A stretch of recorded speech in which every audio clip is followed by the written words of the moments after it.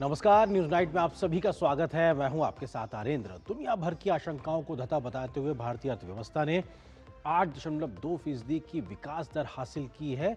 मौजूदा बीती तिमाही में देश की इकोनॉमी कैसे दुनिया की सबसे तेज रफ्तार अर्थव्यवस्था बनी हुई है, इस मुद्दे पर करेंगे विस्तार से चर्चा। होगी बात प्रधानमंत्री मोदी के कर्नाटक और गोवा के दौरे की, जहां विरासत और विकास पर फोकस दिखाई दिया। दिखाएंगे खबर बंगाल में एसआईआर के मुद्दे पर छिड़े सियासी संग्राम की। बताएंगे साथ ही साथ आपको कि श्रीलंका में आए चक्रवाती तूफान के बाद भारत ने कैसे बढ़ाया है मदद का हाथ। इसके अलावा भी होंगी देश दुनिया की हर जरूरी और महत्वपूर्ण खबर। शुरुआत हेडलाइंस के साथ। अर्थव्यवस्था ने फिर भरी हुंकार। दूसरी तिमाही में विकास दर रही 8.2%। पिछली 6 तिमाहियों में सबसे ज्यादा रही विकास दर। प्रधानमंत्री मोदी ने आंकड़ों को बताया उत्साहजनक। कहा यह विकासोन्मुख नीतियों और सुधारों का प्रभाव।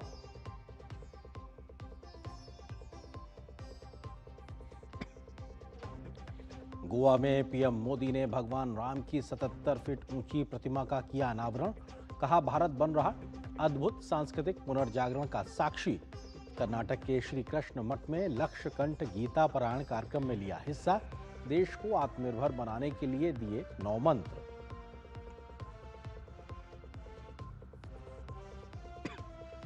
4 और 5 दिसंबर को भारत दौरे पर रहेंगे रूसी राष्ट्रपति व्लादिमीर पुतिन। 23 में भारत रूस वार्षिक शिखर सम्मेलन में लेंगे हिस्सा। दोनों देशों के बीच होगी द्विपक्षीय वार्ता।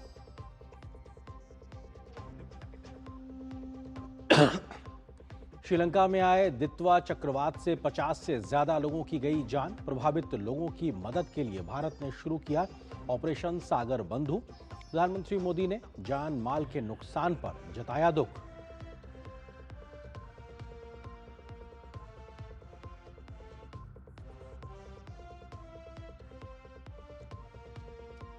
एसआईआर के मसले पर टीएमसी के एक दल ने दिल्ली में चुनाव आयोग से की मुलाकात। कहा आयोग से नहीं मिले सवालों के जवाब। बीजेपी का पलटवार। हार की हताशा में लगा रहे झूठे आरोप।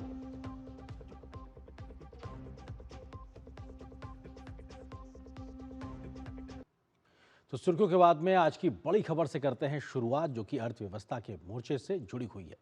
बीते महीनों अमेरिका द्वारा भारत पर लगाए गए अतिरिक्त टैरिफ और वैश्विक आर्थिक चुनौतियों के बीच भारतीय अर्थव्यवस्था की विकास रफ्तार पर कई प्रकार से सवाल खड़े किए जा रहे थे, लेकिन सारे कयासों को पीछे छोड़ते हुए भारतीय अर्थव्यवस्था ने 8.2% की रफ्तार से विकास दर्ज किया है।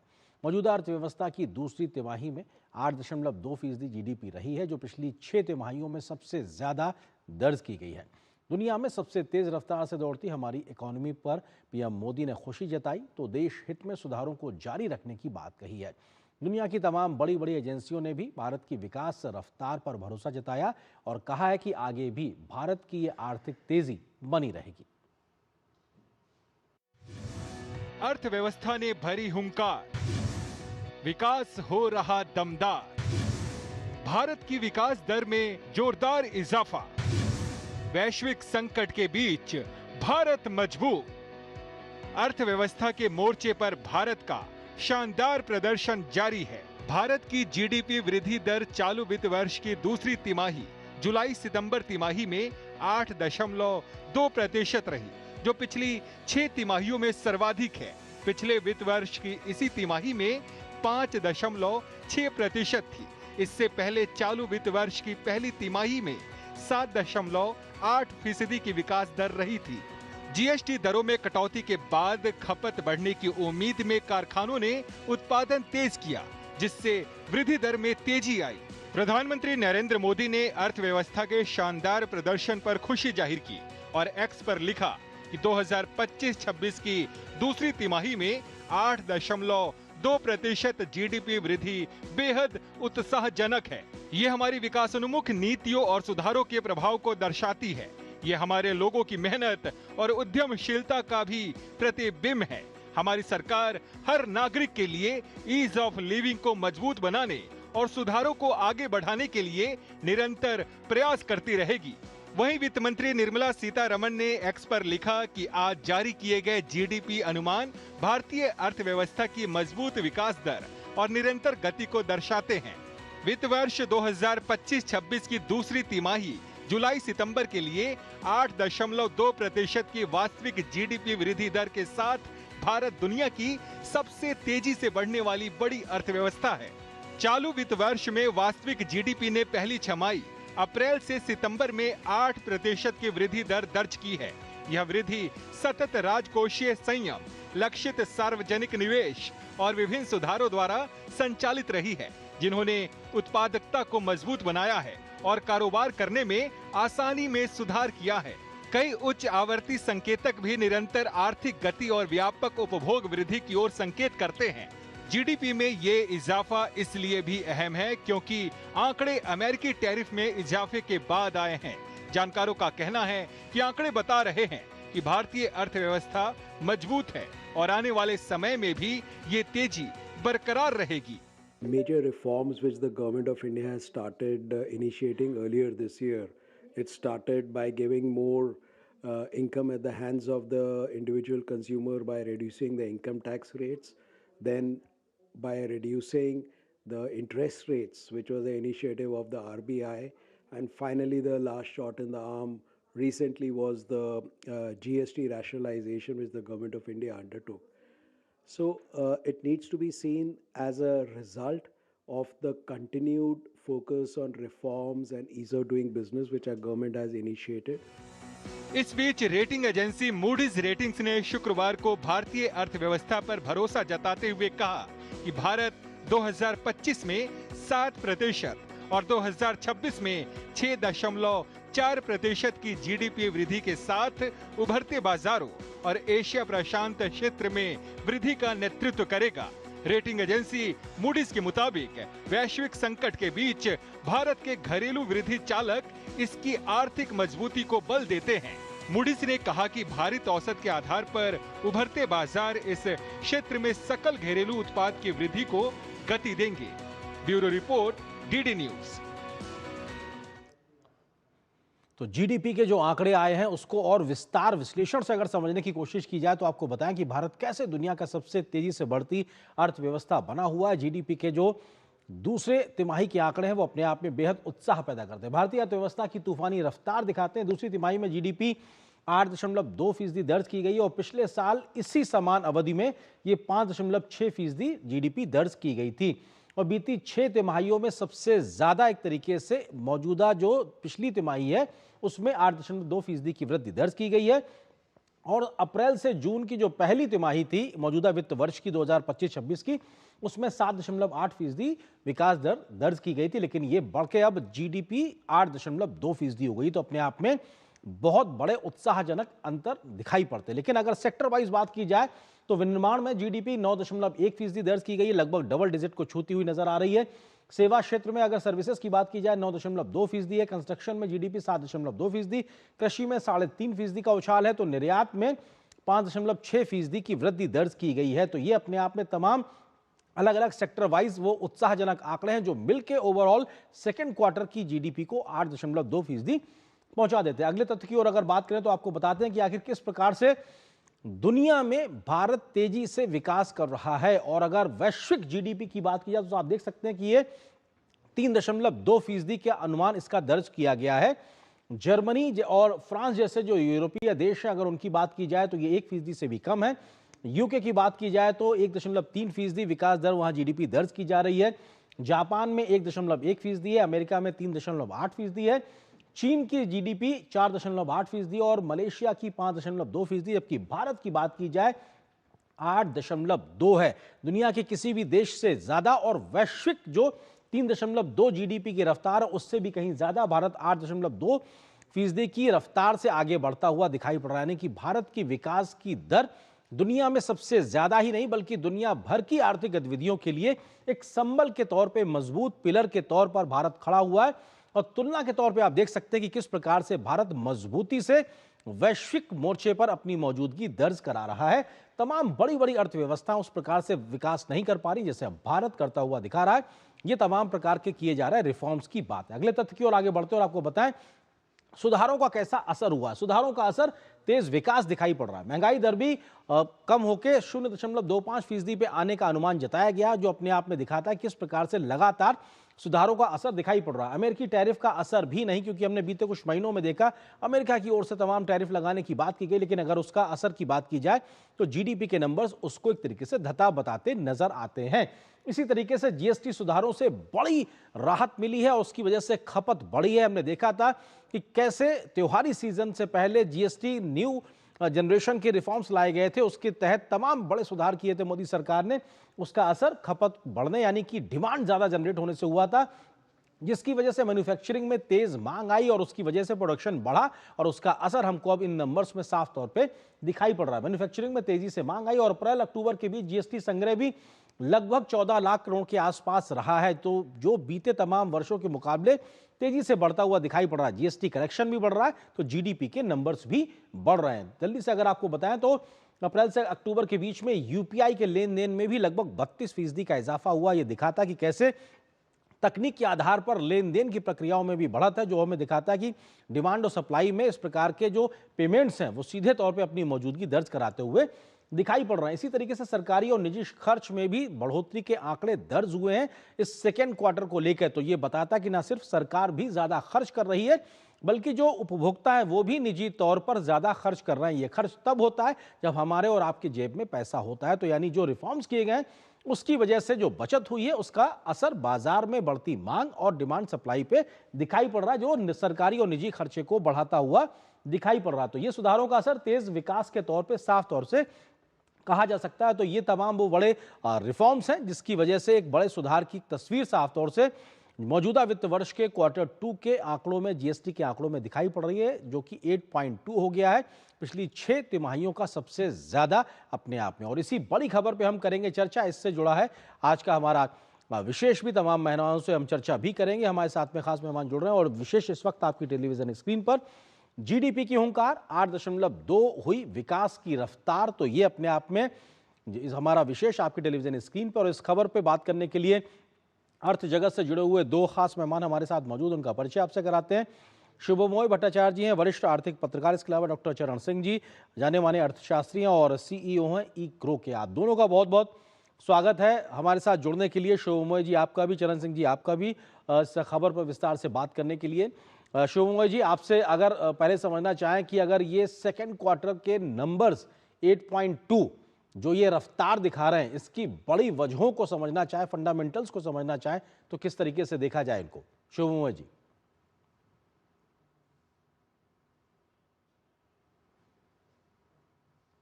शुभमोय जी का हम रुख करेंगे, उससे पहले डॉक्टर चरण सिंह जी का रुख करते हैं। चरण सिंह जी, 8.2 जो परसेंट ग्रोथ दिखाई पड़ रही है, इसका बड़ा कारण क्या है? कैसे इसको आसान शब्दों में समझा जाए? चरण सिंह जी।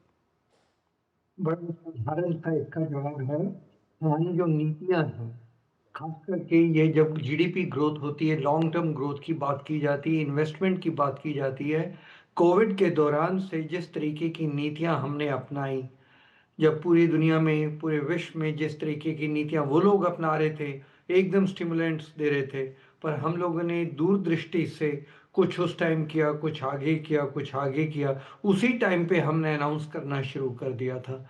इसलिए आप देखेंगे कि हमारे यहाँ इन्फ्लेशन भी कंट्रोल में थी और ग्रोथ भी काफ़ी अच्छे तरीके से ऊपर बढ़ रहा है।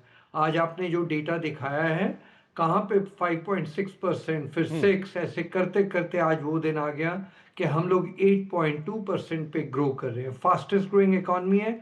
इतना विशाल देश है, इतने विशाल देश के अंदर इस तरीके का ग्रोथ रिकॉर्ड करना और कंसिस्टेंटली रिकॉर्ड करना, एक से आगे एक, आपको हैरानगी होगी कि रिजर्व बैंक ऑफ इंडिया ने जून में जब डेटा रिलीज किया था आगे की प्रोजेक्शंस का, तो उस टाइम पे उन्होंने क्या डेटा रिलीज किया था? 6.5 क्वार्टर 1, 6.7 क्वार्टर 2। उसके बाद जब अगस्त में रिलीज किया तो तब क्या रिलीज किया? 7 क्वार्टर 2 के लिए। आज आप देख रहे हैं 8.2 है हमारी ग्रोथ रेट। तो उसका कारण नीतियां जो हम लोग पिछले 4-5 वर्ष से अडॉप्ट कर रहे हैं, वो क्या नीतियां हैं? हम लोगों ने एक तो फिस्कल पॉलिसी को बहुत संभाल कर यूज किया, डेफिसिट को कंट्रोल में रखा। मॉनेटरी पॉलिसी आप पिछले 1 वर्ष से देख रहे हैं, उसको लूजन करना शुरू किया। उसके बाद टैक्स रेट्स में काफी हमने कटौती की, डायरेक्ट टैक्सेस में। हाल ही में जीएसटी में भी कटौती की और उसको रैशनलाइज कर दिया।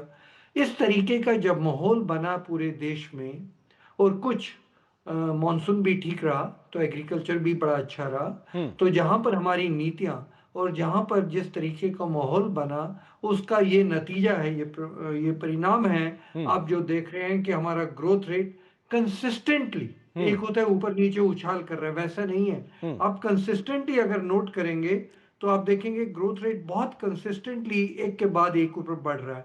देखिए आपको मैं बताता हूं, जो क्वार्टर 2 था जी 24-25 का, हम लोग 5.6% पे थे। उसके बाद आए 6.4, फिर 7.4, फिर 7.8, फिर 8.2। एकदम जैसे कंसिस्टेंटली हमारी पॉलिसीज चल रही हैं उसी तरीके हम लोगों का ये चल सर रहा है। तो इसका सर मतलब आप बात कर रहे हैं कि कंसिस्टेंसी के साथ में हम आगे बढ़ रहे हैं, रिफॉर्म्स की आप बात कर रहे हैं, लेकिन जो भारत को जो टैरिफ का एक तरीके से सेटबैक कहा जा सकता है, या जिस प्रकार की जो वैश्विक आर्थिक चुनौतियां थी वो तो लगातार हमारे लिए दिक्कतें पैदा कर रही थी, फिर ये कंसिस्टेंसी क्यों? खासतौर से अगर मैं आपको सेक्टर वाइज पूछना चाहूं कि हमारा जो मैन्युफैक्चरिंग है, विनिर्माण है, वहां पे लगभग डबल डिजिट की ओर जाते हुए दिखाई पड़ रहा है, 9.1 के आसपास में। ये क्या इंडिकेटर्स है और कैसे ये फर्दर भविष्य के लिए हमको एक रास्ता दिखाता हुआ नजर आता है? देखिए ये भी नीति का ही हम्म नतीजा है। अमेरिका ने इतने बड़े बड़े टैरिफ हमारे पे लगा दिए, कोई फर्क ही नहीं पड़ा। हमारे एक्सपोर्ट्स भी ठीक चल रहे हैं, ऊपर से हमारी ग्रोथ रेट भी ठीक चल रही है। तो यही तो सारी नीतियां हैं, यही तो सारी रिजिलियंस है देश के अंदर, कि हम लोगों को अब इतना विशाल देश और इस तरीके की नीतियां बननी शुरू हो गई हैं कि अगर दुनिया हमें डराने की कोशिश करे तो यहाँ पे कोई असर होने वाला नहीं है। तो अभी मैन्युफैक्चरिंग का आपने उदाहरण दिया, जी अपने देश के अंदर ही डोमेस्टिक डिमांड इतनी ज्यादा है और ग्रोथ इतनी रफ्तार से हो रही है। आपने जो आंकड़े बताए कि 4.8 से 8.4% हमारी ग्रोथ रेट मैन्युफैक्चरिंग में चली गई, उसका मेन कारण ही यही था कि हम लोग विद इन दी कंट्री हमारी कंजम्पशन बड़ी स्ट्रांग चल रही है विद इन दी कंट्री। तो वो क्यों इतनी स्ट्रांग चल रही है? वही इसलिए चल रही है क्योंकि डायरेक्ट टैक्सेस को रैशनलाइज किया, जी जीएसटी को रैशनलाइज किया, इंटरेस्ट रेट्स को कम किया। उन्हीं नीतियों के कारण हमारी कंजम्पशन भी सॉलिड चल रही है। एक और बात मैं आपसे कहनी चाहूंगा, हम लोग जो विकसित भारत 2047 का टारगेट लेके चल रहे हैं, उससे एक किस्म का पूरे देश में एक माहौल भी बना हुआ है कि हमने ग्रो करना है। स्टेट बाय स्टेट स्ट्रैटेजीज बन रही हैं, उससे एक किस्म का कॉन्फिडेंस बन रहा है। आप देख रहे हैं इंफ्रास्ट्रक्चर बन रहे हैं, एयरपोर्ट्स बन रहे हैं। ग्रेटर नोएडा में अभी देख रहे हैं जेवर एयरपोर्ट बनने वाला है। तो इस तरीके के जो मैन्युफैक्चरिंग हब्स, गति शक्ति के जो हम लोगों ने जी स्ट्रैटेजीज बनाई और उसके बाद जो इंफ्रास्ट्रक्चर प्रोवाइड किया, साथ में हमने टैक्स कंसेशंस दिए, जी उसका ये नतीजा आप देख रहे हैं कि ग्रोथ रेट कंसिस्टेंटली चल रही ठीक है। है सर, मैं आपके अब पास में और सेक्टर्स पे आऊंगा, लेकिन उस क्योंकि आपने भी एक्सपोर्ट का जिक्र किया तो मैं आपसे पूछूंगा। इस वीक तो हमारा शुभमोय जी भी जुड़ गए, उनका भी रुख करते हैं। शुभमोय जी, टैरिफ को लेकर लगातार बात हो रही थी और अभी हम चर्चा कर रहे थे कैसे एक्सपोर्ट भी हमारा 5.6% बढ़ा है, मतलब इस क्वार्टर 2 के लिहाज से, जिसके बहुत तेजी से डिप होने की बात की जा रही थी, वहां पे भी इजाफा दिखाई पड़ रहा है और पूरे क्वार्टर्स के नंबर की बात करें तो 8.2 है। बड़ी वजहें आप क्या देखते हैं शुभमोय जी?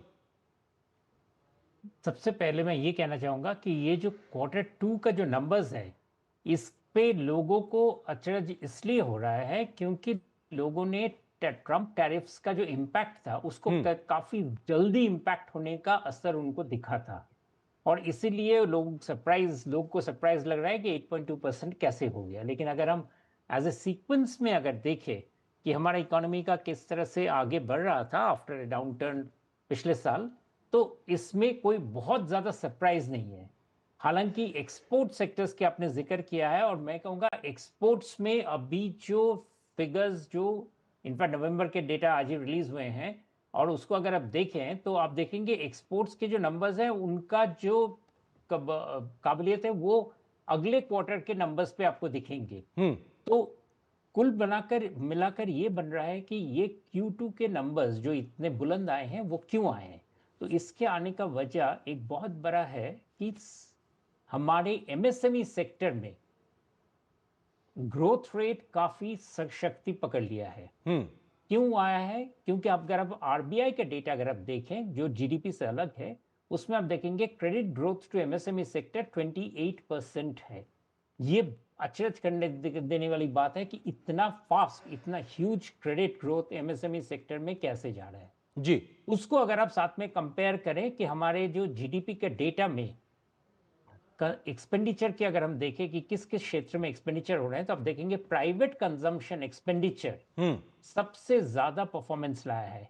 प्राइवेट कंजम्पशन एक्सपेंडिचर हमारा एक वीकनेस था, जो हमें काफी देर से समय हमें इस पर हमने चिंता जताए हुए थे। तो दोनों मिलाकर बेसिकली लार्ज स्केल, यानी कि सिर्फ हम जो कंस्ट्रक्शन सेक्टर की बात करते हैं, हम फाइनेंशियल सेक्टर की बात करते हैं, उनसे हटकर जी ग्रोथ को एक नया लेग मिला है, एक नया शक्ति मिला है। शुभम जी, from a आप different जो बात sector। कह रहे हैं वो बहुत बेसिक तरीके से समझ में आ रही है, लेकिन इस बात को थोड़ा सा और कैसे समझा जाए कि जो हम कर रहे हैं एक नेशन के तरीके से, जो भारत कर रहा है, दुनिया के तमाम बड़ी बड़ी अर्थव्यवस्थाएं क्यों नहीं कर पा रही हैं? वैश्विक जो जीडीपी है वो 3.2 के आसपास है। बहुत बड़े बड़े देश लेस देन 1% की जीडीपी हैं, कोई 3% पे, कोई 2% के आसपास में है। भारत इतना बेहतर कर रहा है इन तमाम वैश्विक चुनौतियों के बीच में, वो किस तरह से समझा जाए उस बात को, शुभम तो जी? इसका वजह इसलिए है क्योंकि हमारे इकोनॉमी के पॉपुलेशन बहुत यंग है और हमारा इकोनॉमी लार्जली इनवर्ड लुकिंग है। हमारे इकोनॉमी के जो फोर्सेस हैं, जो हमें गति देता है, वो हमारी इकोनॉमी के अंदर से आते हैं। हम बाहर के दुनिया से के साथ एक्सपोर्ट या इंपोर्ट के ऊपर हम ज्यादा निर्भरशील नहीं है।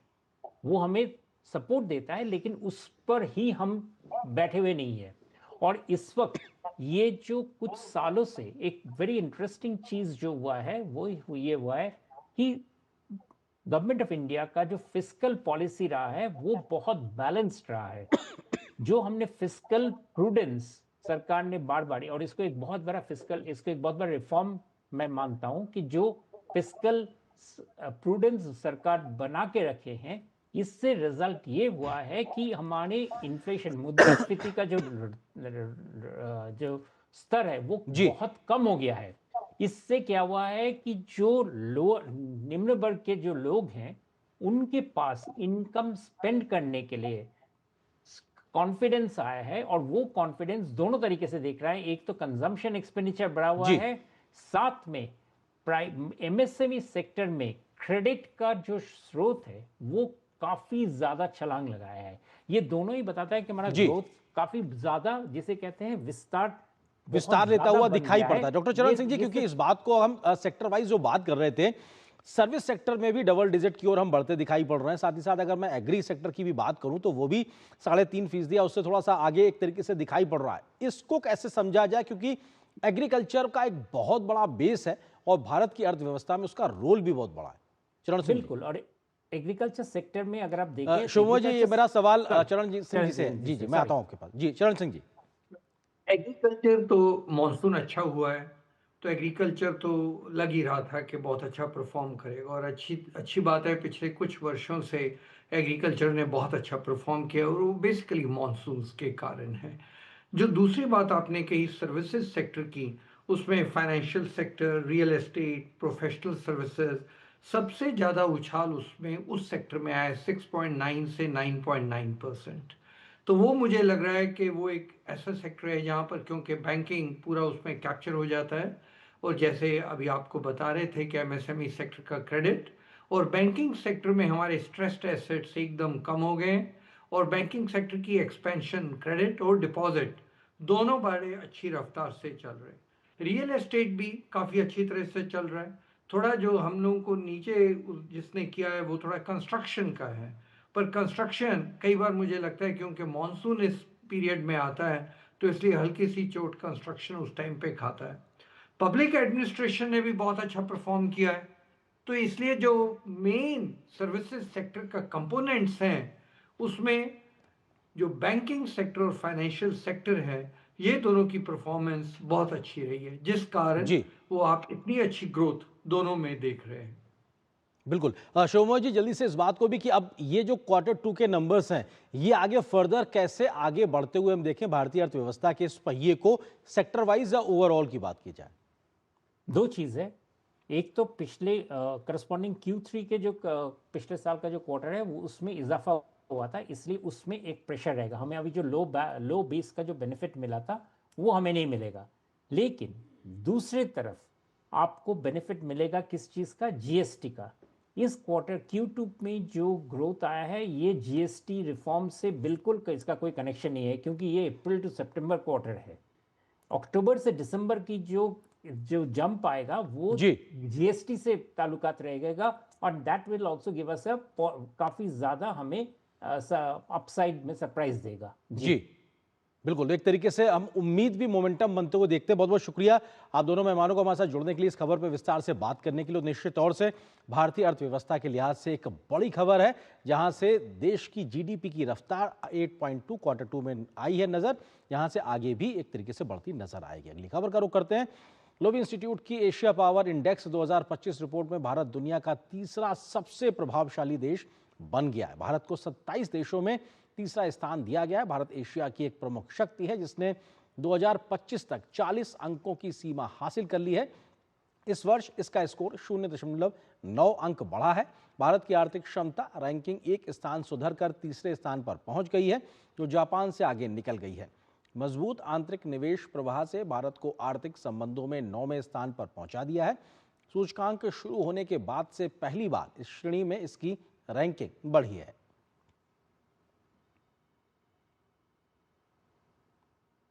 और यहां पर एक छोटे से ब्रेक के लिए रुकते हैं। ब्रेक उस पर जब वापस आएंगे तो खबर दिखाएंगे प्रधानमंत्री का कर्नाटक और गोवा के दौरे में क्या था खास। खबर पर विस्तार से नजर छोटे से ब्रेक के बाद।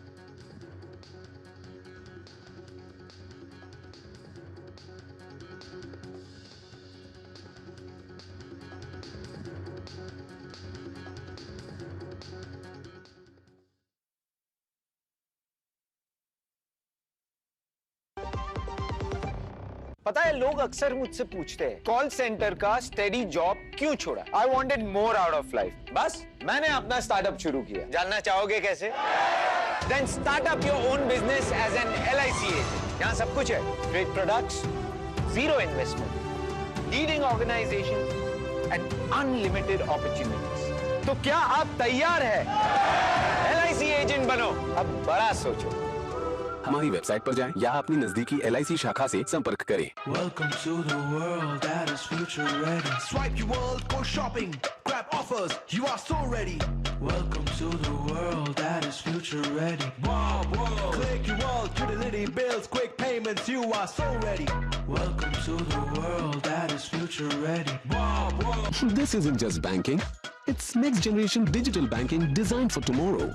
Personalized, secure, savings and much more. With Bank of Baroda, experience the same trust with smarter world at your fingertips. Your world, my world, future ready, Bob World. मेरी पसंद, मेरी पसंद, मेरी पसंद, मेरी पसंद, हमारी पसंद, हम सबकी पसंद। मजबूत देश का मजबूत सरिया हो गया स्टील। वाह, गाय तुम्हारी माता है ना? तो पशुहार के नाम पर जहर क्यों खिलाता है? अनसन हटा, दिल से खिला, सिर्फ कपिला, देश का नंबर 1 पशु आहार। भारत की तरक्की की असली ताकत उसके श्रमिक, जिनकी मेहनत को मिल रही है पहचान, जिसके वो हमेशा से थे हकदार, क्योंकि मोदी सरकार की गारंटी है हर श्रमिक का सम्मान। श्रमेव जयते आज देश का मंत्र बन रहा है। सभी कामगारों को समय से न्यूनतम वेतन और युवाओं को नियुक्ति पत्र यानी नौकरी का भरोसा। महिलाओं को समान अवसर और समान वेतन, क्योंकि काम का मोल काबिलियत से होता है। फिक्स टर्म एम्प्लॉइज को सिर्फ 1 साल पर ग्रेच्युटी यानी मेहनत का हक बिना इंतजार। 40 वर्ष से अधिक की आयु के श्रमिकों को सालाना मुफ्त हेल्थ चेकअप और 40 करोड़ श्रमिकों को सामाजिक सुरक्षा की गारंटी। अब हर परिवार आश्वस्त। ये है लेबर रिफॉर्म्स। तो आइए मिलकर बनाएं श्रमिक सम्मान से आत्मनिर्भर भारत।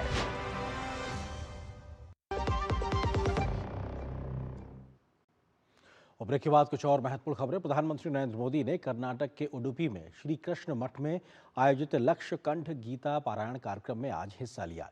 इस मौके पर प्रधानमंत्री ने देश को आत्मनिर्भर बनाने के लिए 9 मंत्र दिए। प्रधानमंत्री ने कहा कि भगवत गीता केंद्र सरकार के ज्यादातर कार्यक्रमों के लिए प्रेरणा का स्रोत रही है।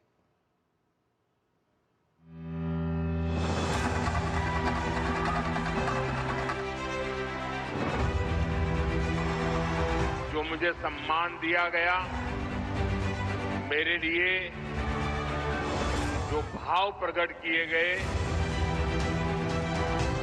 शायद मुझे इतने आशीर्वाद मिले कि मेरे लिए जो कहा जाता है मैं उससे योग्य बनूं और ज्यादा काम करूं और मुझसे जो अपेक्षाएं हैं उसे मैं पूर्ण करूं। उडुपी में प्रधानमंत्री नरेंद्र मोदी के भव्य स्वागत की तस्वीरें कर्नाटक की प्राचीन आतिथ्य परंपरा की साक्षात गवाह हैं। पीएम मोदी का आदर सत्कार श्री कृष्ण मठ में आयोजित लक्षकंठ गीता पारायण कार्यक्रम के दौरान भी किया गया, जिसमें 1 लाख प्रतिभागियों ने हिस्सा लिया। इसमें छात्र, भिक्षु, विद्वान और विभिन्न क्षेत्रों के नागरिक शामिल हुए। इन्होंने एक स्वर में श्रीमद् भागवत गीता का पाठ किया।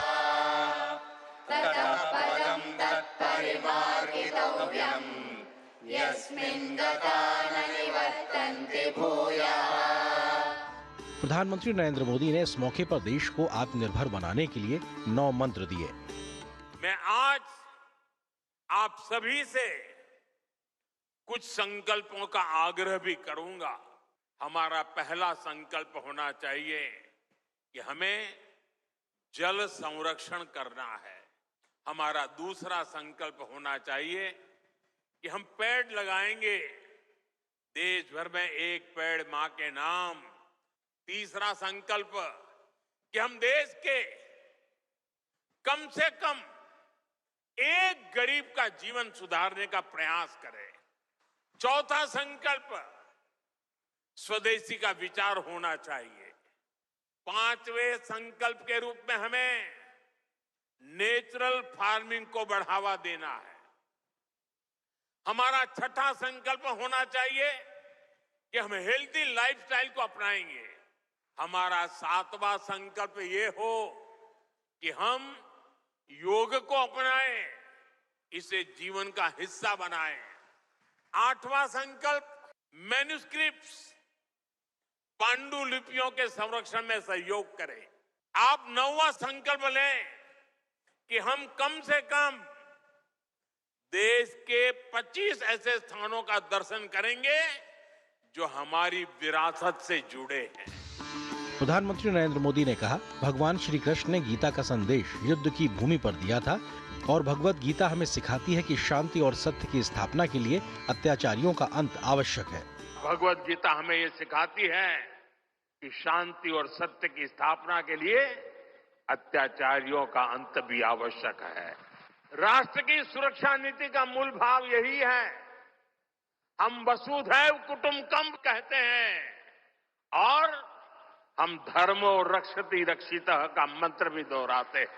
हम लाल किले से श्री कृष्ण की करुणा का संदेश भी देते हैं और उसी प्राचीर से मिशन सुदर्शन चक्र की उद्घोषणा भी करते हैं। मिशन सुदर्शन चक्र यानी देश के प्रमुख स्थानों की, देश के औद्योगिक और सार्वजनिक क्षेत्रों की सुरक्षा की ऐसी दीवार बनाना जिसे दुश्मन भेद न पाए और अगर दुश्मन दुस्साहस दिखाए तो फिर हमारा सुदर्शन चक्र उसे तबाह कर दे। इससे पहले पीएम मोदी ने कृष्ण गर्भगृह के सामने स्थित सुवर्ण तीर्थ मंडप का उद्घाटन किया और पवित्र कनकना किंदी के लिए एक कनक कवच समर्पित किया। कनकना किंदी एक पवित्र द्वार है जिसके माध्यम से माना जाता है कि संत कनक दास ने भगवान कृष्ण के दिव्य दर्शन किए थे। उडुपी स्थित श्री कृष्ण मठ की स्थापना 800 वर्ष पूर्व वेदांत के द्वैत दर्शन के संस्थापक श्री माधवाचार्य ने की थी। प्रधानमंत्री नरेंद्र मोदी गीता मंदिर भी पहुंचे और परिसर में स्थित विभिन्न पांडुलिपियों को देखा। ब्यूरो इनपुट के साथ उडुपी से नीरज और ज्योति की रिपोर्ट, डीटी न्यूज।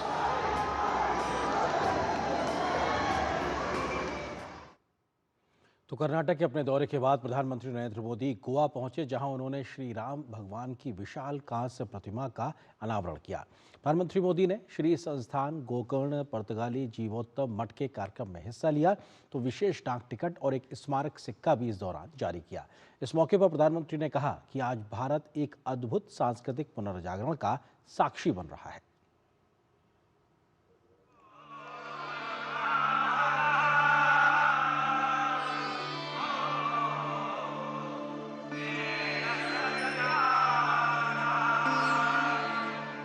प्रधानमंत्री नरेंद्र मोदी ने गोवा में प्रभु श्री राम की विशाल कांस्य प्रतिमा का अनावरण किया।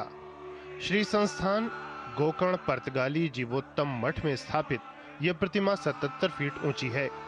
पीएम ने रामायण थीम पार्क गार्डन का भी उद्घाटन किया। मठ के 550वें वर्ष के उत्सव में हिस्सा लेते हुए पीएम ने कहा, युग बदले, चुनौतियां आईं, लेकिन मठ ने अपनी दिशा नहीं खोई, बल्कि लोगों को दिशा दिखाई। ये मठ पीढ़ी दर पीढ़ी समाज को ये समझ देता रहा कि अध्यात्म का मूल उद्देश्य जीवन को स्थिरता, संतुलन और मूल्य प्रदान करना है। मठ की 550 वर्षों की यात्रा उस शक्ति का प्रमाण है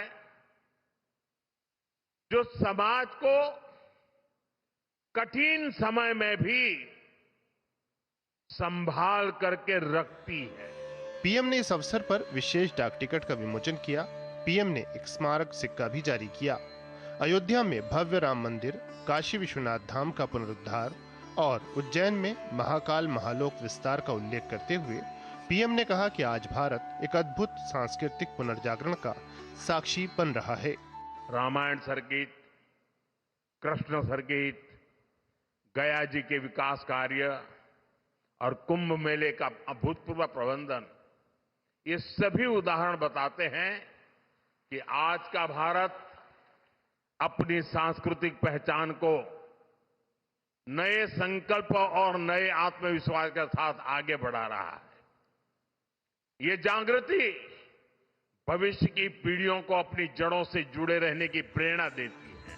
पीएम ने कहा कि ऐसे समय भी आए जब गोवा के मंदिरों और स्थानीय परंपराओं को संकट का सामना करना पड़ा, लेकिन ये परिस्थितियां समाज की आत्मा को कमजोर नहीं कर पाईं, बल्कि उसे और दृढ़ बनाया। पीएम ने गोवा की आधुनिक प्रगति को भी सराहा। विकसित भारत की दिशा में तेजी से आगे बढ़ने के लिए पीएम ने जल संरक्षण, वृक्षारोपण, स्वच्छता, स्वदेशी, देश दर्शन, प्राकृतिक खेती, स्वस्थ जीवन शैली, योग एवं खेल और गरीब की सहायता के 9 संकल्प अपनाने का आह्वान किया। गोवा देश के उन राज्यों में से है जहां प्रति व्यक्ति आय सबसे ज्यादा है। देश के पर्यटन, फार्मा और सर्विस सेक्टर में इसका महत्वपूर्ण योगदान है। हाल के वर्षों में शिक्षा और स्वास्थ्य में गोवा ने नई उपलब्धियों को हासिल किया है। केंद्र और राज्य सरकारें मिलकर यहां के इंफ्रास्ट्रक्चर को आधुनिक बना रही है। श्री संस्थान गोकर्ण पर्तगाली जीवोत्तम मठ पहला गौड़ सारस्वत ब्राह्मण वैष्णव मठ है। ये द्वैत संप्रदाय का अनुसरण करता है, जिसकी स्थापना जगत गुरु माधवाचार्य जी ने 13वीं शताब्दी में की थी। गोकर्ण मठ में भगवान श्री राम की कांस्य प्रतिमा भगवान श्री राम के आदर्शों और मूल्यों को पालन करने के लिए लोगों को प्रेरित करेगी। अपने संबोधन में प्रधानमंत्री नरेंद्र मोदी ने देशवासियों से 9 आग्रह किए। ये 9 आग्रह विकसित भारत बनने की दिशा में रोड मैप का काम करेंगे। पंचप्रण और 9 आग्रह वो आह्वान है जो भारत को विकसित भारत ही नहीं, जगत गुरु भारत की संकल्पना को साकार करने में भी मददगार हैं। कैमरा पर्सन गौरव गिरी के साथ अश्विनी कुमार मिश्र, डीडी न्यूज, जीवोत्तम गोकर्ण मठ, गोवा। और यहाँ पर एक छोटे से ब्रेक ले रुकते हैं। ब्रेक उस पार जब वापस आएंगे तो खबर दिखाएंगे कि एसआईआर पर जारी है घमासान। बंगाल में ये सियासी संग्राम छिड़ा हुआ है। इस खबर पर विस्तार से नजर छोटे से ब्रेक के बाद।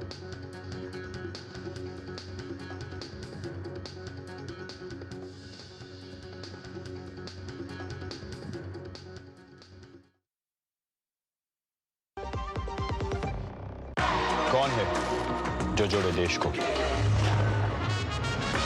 विकसित भारत का विकसित वायर। जब धरती चीर कर निकलता है लोहे का पत्थर और मिलता है मोंगिया के जोश से, फिर तपता है, पिघलता है और बनता है फौलाद। अब होता है सरिया सारी खूबियों के साथ। मोंगिया स्टील, मजबूत देश का मजबूत सरिया। Welcome to the world that is future ready. Swipe your world, go shopping, grab offers. You are so ready. Welcome to the world that is future ready. Wow, world. Click your wallet, utility bills, quick payments. You are so ready. Welcome to the world that is future ready. Wow, world. This isn't just banking. It's next generation digital banking designed for tomorrow. Personalized, secure, savings and much more. With Bank of Baroda, experience the same trust with smarter world at your fingertips. Your world, my world, future ready, Bob World. 80 crore लोगों को मुफ्त ration की सौगात है। एक नहीं, दो नहीं, ये 5 साल तक की बात है। मुफ्त में आपको अन्न मिलेगा, हर परिवार हर मंथ मिलेगा, कहीं भी किसी भी राशन की दुकान से मिलेगा। ये मोदी की गारंटी है। जी हाँ, प्रधानमंत्री गरीब कल्याण अन्न योजना के तहत 1 जनवरी 2024 से आने वाले 5 सालों तक गरीब और अंत्योदय परिवारों को हर माह मुफ्त राशन मिल रहा है। मुसीबतों की छुट्टी, मोदी की गारंटी। गोल्डी छोले मसाले, जहाँ जाए रिश्ते बनाए। गोल्डी लाए हैं फ्रेश लॉक टेक्नोलॉजी, जो रखे मसालों को हर समय फ्रेश। ब्रेक के बाद खबरों में आगे बढ़ें उससे पहले नजर डालते हैं कि बुलेटिन में अभी तक किन बड़ी खबरों से हमने आपको रूबरू कराया। हमने आज की बड़ी खबर आपको जो दिखाई उसमें अर्थव्यवस्था ने फिर भरी हुंकार। अपने आप में जीडीपी के Q2 के नंबर से 8.2 रहे। इसके अलावा प्रधानमंत्री का कर्नाटक दौरे का भी जिक्र हमने किया, खबर को विस्तार से दिखाया। उसके अलावा पीएम मोदी ने गोवा में श्री राम की 77 फीट ऊंची प्रतिमा का अनावरण किया, उसका भी खबर हमने आपको विस्तार से दिखाई। अब आगे बढ़ते हैं और बात करते हैं SIR की। बंगाल में SIR के मुद्दे पर राजनीतिक घमासान जारी है, जिसके चलते बंगाल का सियासी पारा चढ़ा हुआ है। टीएमसी के एक प्रतिनिधिमंडल ने आज दिल्ली में चुनाव आयोग से मुलाकात की और अपनी मांगों को सामने रखा। इस बीच बीजेपी ने ममता बनर्जी और उनकी पार्टी पर दोहरा रवैया अपनाने की बात कही और घुसपैठियों के पक्ष में देश विरोधी एजेंडा चलाने का आरोप लगाया।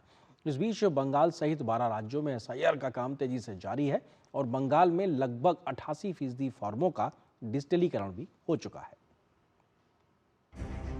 SIR के मुद्दे पर पश्चिम बंगाल में राजनीतिक घमासान मचा हुआ है। टीएमसी और ममता बनर्जी लगातार इसका विरोध कर रही हैं। शुक्रवार को टीएमसी का एक प्रतिनिधिमंडल दिल्ली में मुख्य चुनाव आयुक्त से मिलने पहुंचा और अपनी मांगों पर विस्तार से बात की।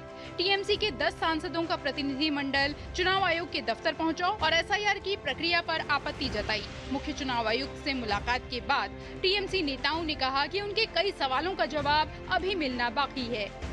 We raised 5 questions. Mr. Kumar, the Chief Election Commissioner, spoke uninterrupted. They did not interrupt us, to be fair. We did not interrupt them. He spoke for 1 hour almost. TMC का आरोप है कि बंगाल में SIR के नाम पर मतदाताओं के नाम काटने की साजिश हो रही है। खास तौर पर अल्पसंख्यक बहुल इलाकों और तृणमूल समर्थक क्षेत्रों में बड़ी संख्या में नाम हटाए जा रहे हैं। इन आरोपों के बीच भाजपा ने टीएमसी पर हमला बोला है और कहा है कि बंगाल विधानसभा चुनाव में दिख रही हार की हताशा के चलते ममता बनर्जी झूठे आरोप लगा रही हैं, जबकि SIR के चलते किसी भारतीय नागरिक के वोट नहीं काटे जा रहे हैं। जो लोग गए हैं उन्होंने SIR का फॉर्म फिलअप किया है क्या? उनके परिवार ने किया है क्या? अगर किया है तो दोहरा स्टैंड आप क्यों ले रहे हैं? जैसे सुसाइड का न्यूज आया, कल मेरे पास एक न्यूज आया, एक दिव्यांग BLO जिन्होंने 14 दिन में SIR कंप्लीट कर दिया। ये पॉजिटिव न्यूज है, इसलिए ममता बनर्जी और उनकी टीम कहां कभी नहीं बोलेगी। भारत की संसद को चुनौती देना संभव है। एक फेडरल स्ट्रक्चर में रहकर अगर मुख्यमंत्री ममता बनर्जी ने अपने आप को पश्चिम बंगाल की प्रधानमंत्री समझ लिया तो क्या चल सकते हैं? वो तो करना ही था और करना पड़ेगा। इस बीच पश्चिम बंगाल में विपक्ष के नेता शुभेंदु अधिकारी द्वारा मुख्य निर्वाचन आयुक्त ज्ञानेश कुमार को भेजे गए पत्र के बाद पुलिस प्रशासन में बड़ी पैमाने पर बदलाव हुए हैं। पश्चिम बंगाल सरकार ने पुलिस प्रशासन के कुल 14 IPS अधिकारियों का तबादला कर दिया है।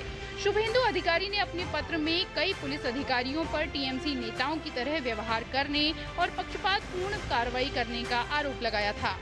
SIR पर बंगाल में जहां राजनीतिक आरोप प्रत्यारोप जारी है, तो वहीं चुनाव आयोग के निर्देशन में SIR की प्रक्रिया पर तेजी से काम किया जा रहा है। बंगाल में जारी SIR की प्रक्रिया के लिए 80,000 से ज्यादा BLO काम कर रहे हैं, तो करीब 1.5 लाख के आसपास राजनीतिक दलों के प्रतिनिधि के तौर पर BLA भी मुस्तैदी से लगे हुए हैं। बंगाल में 99.83% इम्यूनरेशन फॉर्म बांटे जा चुके हैं। जिनमें 87.91% फॉर्म का डिजिटलीकरण भी हो चुका है और बाकी पर तेजी से काम जारी है। भले ही बंगाल में चुनाव आयोग की वोटर लिस्ट शुद्धिकरण का काम पारदर्शिता के साथ जारी है, लेकिन इस मुद्दे पर सियासत भी लगातार देखी जा रही है। Bureau report, DD news. तो टीएमसी का प्रतिनिधिमंडल आज पहुंचा था चुनाव आयोग से मिलने के लिए। लंबी बातचीत हुई है, उसके बाद में इलेक्शन कमीशन की ओर से भी एक तरीके से जवाब आया। उन्होंने बताया कि आखिर सिलसिलेवार तरीके से टीएमसी की बातों पर उन्होंने क्या कुछ कहा है। आपको सिलसिलेवार तरीके से आपको बताते हैं। ईसीआई की ओर से, चुनाव आयोग की ओर से कहा गया है कि ईसीआई ने दिया है टीएमसी के प्रतिनिधिमंडल को जवाब। उन्होंने कहा कि टीएमसी से 9 दिसंबर के बाद क्लेम और ऑब्जेक्शन देने को कहा गया। जब उनके साथ ड्राफ्ट लिस्ट शेयर की जाएगी तब तक उन्हें बीएलओज, ईआरओज और डीईओज के काम में दखल नहीं देना चाहिए। ये बात चुनाव आयोग ने कही है।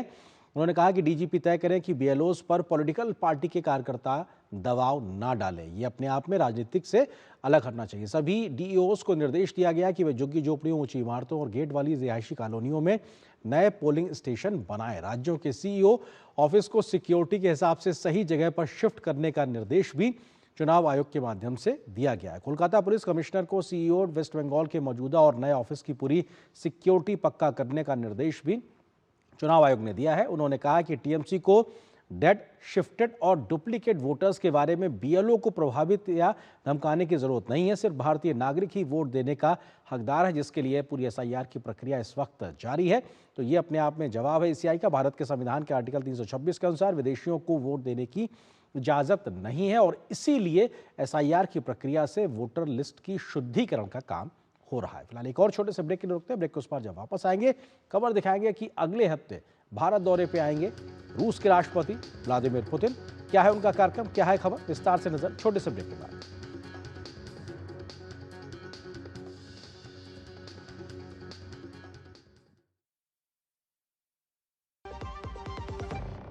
Welcome to the world that is future ready. Swipe your world, go shopping, grab offers, you are so ready.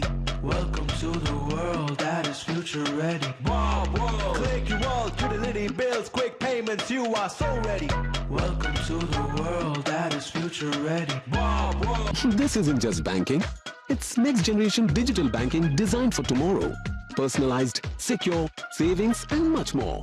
With Bank of Baroda, experience the same trust with smarter world at your fingertips. Your world, my world, future ready, Bob world.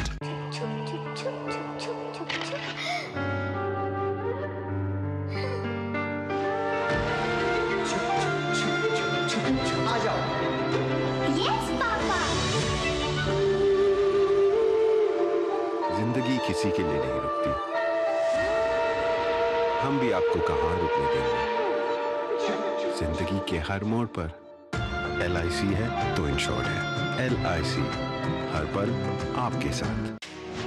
Bharat की तरक्की की असली ताकत उसके श्रमिक, जिनकी मेहनत को मिल रही है पहचान, जिसके वो हमेशा से थे हकदार, क्योंकि मोदी सरकार की गारंटी है हर श्रमिक का सम्मान। श्रमेव जयते आज देश का मंत्र बन रहा है।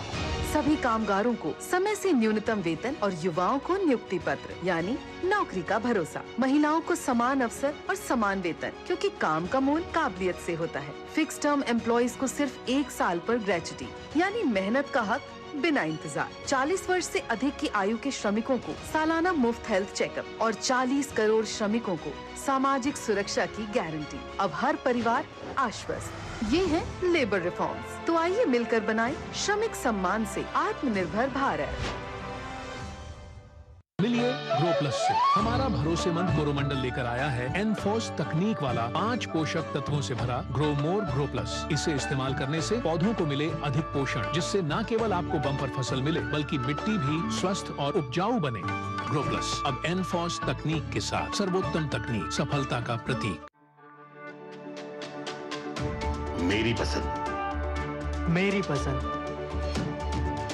मेरी पसंद, मेरी पसंद, हमारी पसंद, हम सबकी पसंद। मजबूत देश का मजबूत सरिया होंगे स्टील। गोल्डी छोले मसाले, जहां जाएं रिश्ते बनाए। गोल्डी लाए हैं फ्रेश लॉक टेक्नोलॉजी, जो रखे मसालों को हर समय फ्रेश। रूस के राष्ट्रपति व्लादिमीर पुतिन प्रधानमंत्री नरेंद्र मोदी के निमंत्रण पर भारत का दौरा करने वाले हैं। अगले महीने 4 और 5 दिसंबर को 2 दिन के दौरे पर राष्ट्रपति पुतिन भारत की यात्रा पर होंगे और वो 23वें भारत रूस शिखर सम्मेलन में एक तरीके से शिरकत करते नजर आएंगे। 4 और 5 दिसंबर को वो भारत का दौरा करेंगे। पीएम मोदी के निमंत्रण पर भारत की राजकीय यात्रा पर रूस के राष्ट्रपति भारत का दौरा करेंगे। 23वें भारत रूस वार्षिक शिखर सम्मेलन में दोनों ही नेता शिरकत करेंगे। प्रधानमंत्री मोदी और रूस के राष्ट्रपति प्रधानमंत्री मोदी से मुलाकात करेंगे। रूसी राष्ट्रपति पुतिन और द्विपक्षीय संबंधों पर विस्तार से बातचीत होगी इस शिखर सम्मेलन के दौरान। दोनों नेता द्विपक्षीय संबंधों की प्रगति की समीक्षा करेंगे कि जो पहले तय हुआ है उसमें कितनी प्रगति हुई है और आगे का रोड मैप तैयार होगा। रक्षा, सुरक्षा, व्यापार, नागरिक, परमाणु ऊर्जा पर रहेगा विशेष फोकस। एक तरीके से एजेंडे में रह सकता है। भविष्य के सहयोग की रूपरेखा भी तय करने के लिहाज से ये बेहद महत्वपूर्ण बैठक अपने आप में होने वाली है। क्षेत्रीय एवं वैश्विक मामलों में आपसी हितों पर दोनों ही नेता विस्तार से चर्चा करेंगे और बात करेंगे। रूस और यूक्रेन युद्ध को लेकर भी हो सकती है चर्चा, क्योंकि प्रधानमंत्री कई बार शांति से समाधान की बात कर चुके हैं। भारत और रूस के बीच हर साल शिखर वार्ता होती है और ये उसका 23वां संस्करण होगा 4 और 5 दिसंबर को। अब तक दोनों देशों के बीच 22 बार वार्ताएं हो चुकी हैं और अब अगली बार अगले महीने जब ये बैठक होगी तो 23वां संस्करण होगा। पिछले साल जुलाई महीने में प्रधानमंत्री मोदी मॉस्को गए थे, तब 22वां शिखर सम्मेलन की बातचीत हुई थी और पुतिन आखिरी बार 2021 में भारत आए थे और उन्होंने भारत रूस के शिखर सम्मेलन में हिस्सा लिया था। और 4 और 5 दिसंबर को भारत के दौरे पर आएंगे रूस के राष्ट्रपति। और यहाँ पर एक छोटे से ब्रेक के लिए रुकते हैं। ब्रेक के उस पार जब वापस आएंगे तो खबर दिखाएंगे कि इफी में आज समापन समारोह में क्या रहा खास। विस्तार से नजर छोटे से ब्रेक के बाद।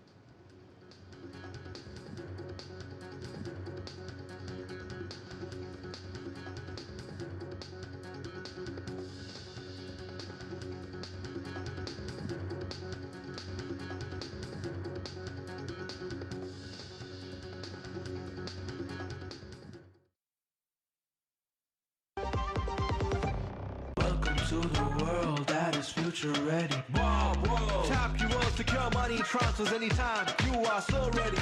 Welcome to the world that is future ready. Wow, whoa. Rock your world, investments, insurance and travel booking. You are so ready. Welcome to the world that is future ready. Wow, whoa. This isn't just banking, it's next generation digital banking designed for tomorrow. Personalized, secure, savings and much more.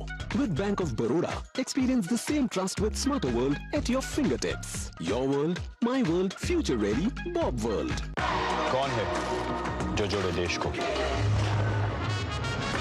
विकसित भारत का विकसित wire.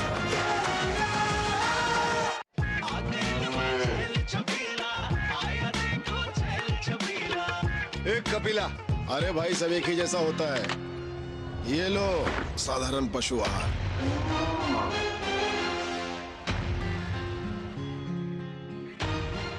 इस देश की हर माँ, बच्चे, बूढ़े, जवान, खिलाड़ी, डॉक्टर, इंजीनियर, सबको गाय भैंस की दूध की शक्ति पर भरोसा है। पर जब इन पशुओं को कपिला पशु आहार मिलेगा, तभी तो दूध सिर्फ ज्यादा ही नहीं, शक्ति से भरपूर भी होगा। और ये सच जानते हुए चंद पैसों के लिए तुम देश का भरोसा तोड़ दो। कपिला पशु आहार, देश का नंबर 1 पशु आहार। क्या आपको है आकर्षक बचत विकल्पों की तलाश? LIC प्रस्तुत करता है नवजीवन श्री सिंगल प्रीमियम प्लान। एक मुश्त प्रीमियम राशि जमा करें, जीवन बीमा कवर का आनंद उठाएं, परिपक्वता पर गारंटीकृत निश्चित राशि प्राप्त करें, तरलता विकल्प भी उपलब्ध। अभी खरीदें। मौजूदा पॉलिसी धारकों के लिए आकर्षक छूट, नियम और शर्तें लागू। गोल्डी छोले मसाले, जहाँ जाए रिश्ते बनाए। गोल्डी लाए हैं फ्रेश लॉक टेक्नोलॉजी, जो रखे मसालों को हर समय फ्रेश। 56वां भारतीय अंतर्राष्ट्रीय फिल्म महोत्सव एक भव्य क्लोजिंग सेरेमनी के साथ संपन्न हुआ, जहां सिनेमा जगत की दिग्गज हस्तियों ने अपनी उपस्थिति से शाम को खास बना दिया। अवार्ड्स, परफॉर्मेंस और सम्मान के इस उत्सव ने एक बार फिर से इफी की वैश्विक पहचान और सांस्कृतिक महत्व को मजबूती से रेखांकित किया। देखिए इस खबर को मुझे और मेरी पूरी टीम को दीजिए अनुमति। नमस्कार। भारतीय अंतर्राष्ट्रीय फिल्म महोत्सव का 56वां एडिशन शुक्रवार को गोवा में एक शानदार क्लोजिंग समारोह के साथ खत्म हुआ। अवार्ड्स की रात में अच्युत गोपी, एक्टर रणवीर सिंह और दूसरों ने शानदार परफॉर्मेंस दी। कल्चर और सिनेमा का मेल, इस शाम में सिनेमा की सबसे बड़ी हस्तियां एक ही छत के नीचे इकट्ठा हुईं। इस इवेंट को गोवा के मुख्य IFFI Thrives become the presence of enthusiasm of thousands of delegates, filmmakers, students, journalists and cinephiles who makes this festival the global confluence of ideas and artistic exchange. I thank each one of you for your participation, your curiosity and your dedication to the art of storytelling. Your engagement throughout the festival through screening, masterclasses, interactions and collaborations has made the 56th International Film Festival truly memorable and experience. Ashwini वैष्णव सूचना एवं प्रसारण मंत्री ने एक video message के जरिए closing ceremony को संबोधित किया और इफ्फी और इसके असर के बारे में बात की। सूचना एवं प्रसारण राज्य मंत्री डॉक्टर एल मुरुगन और सूचना एवं प्रसारण सचिव ने इफ्फी के शानदार पलों को याद किया। Our Prime Minister always thinks about Nari Shakti, the women's empowerment. For that, first time in this IFFI, 50 women directors movies are screened in this entire festival. So I proudly can tell this stage, this platform to bridge between the globe to Indian.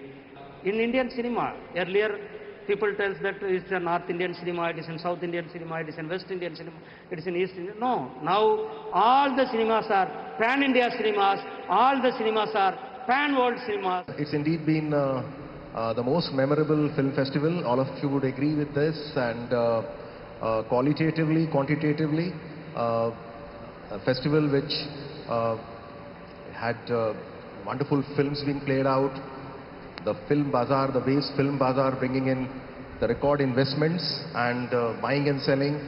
At the same time, first time we have the AI hackathon, the creative minds of tomorrow bringing in close to 125 participants.